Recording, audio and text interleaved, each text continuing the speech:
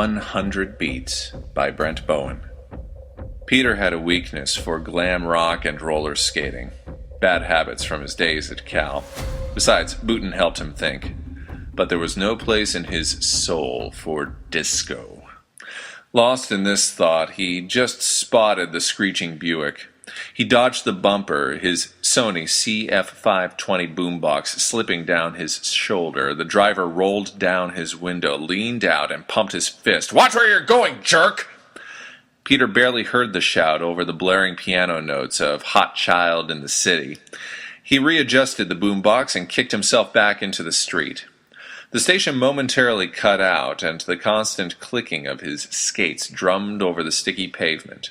The waves of heat reached from the street and clung to his ankles.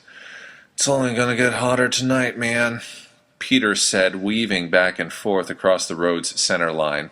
He then broke into song, his voice in unison with the return of Nick Gilders. And things were getting hot.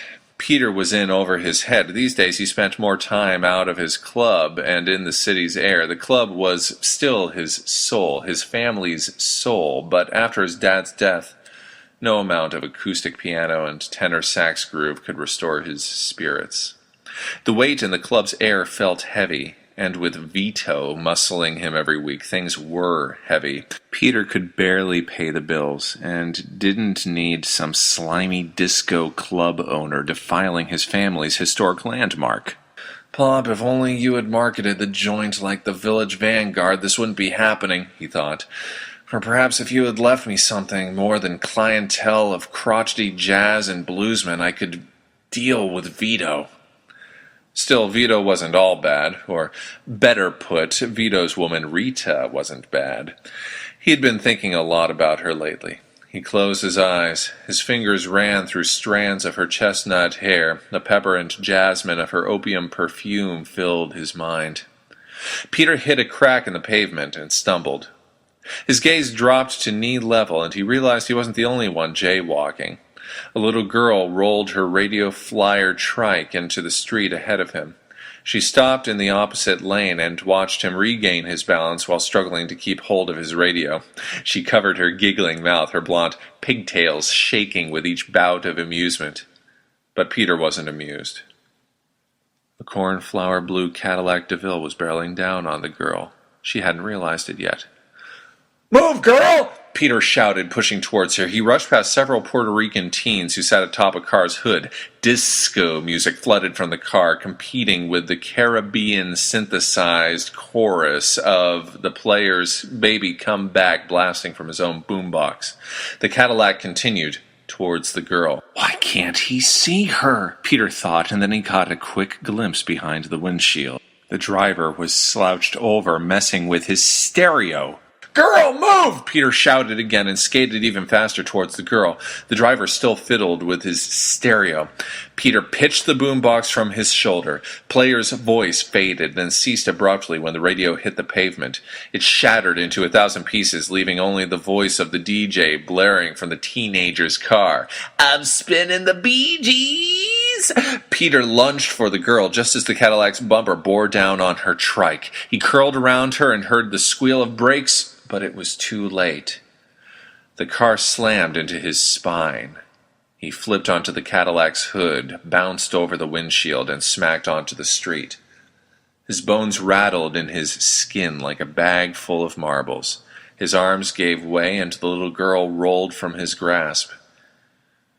His ears rang, but he could still make out the sound of cars screeching to a stop and a faint disco beat in the background. All he could think was that he hated disco, and they played it all the time these days. The beat flooded into his ears, and the ringing dimmed.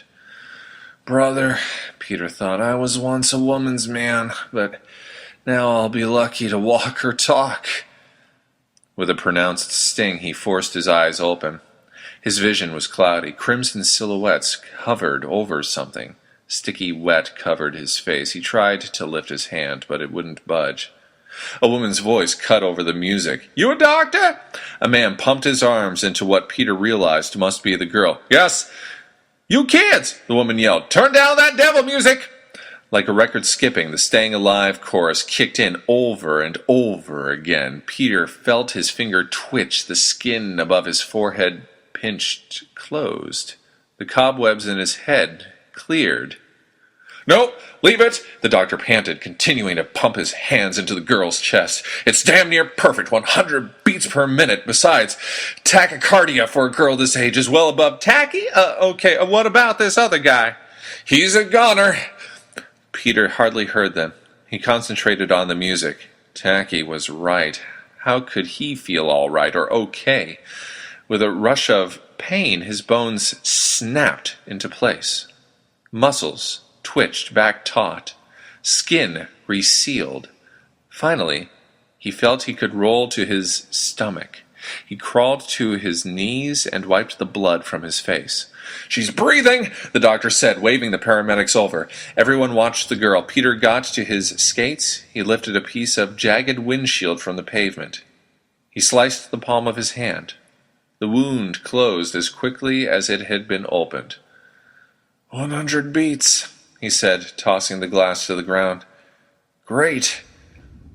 Though as he skated away, slipping behind every parked car, a plan took hold. Him unbreaken, Vito's goons shaken.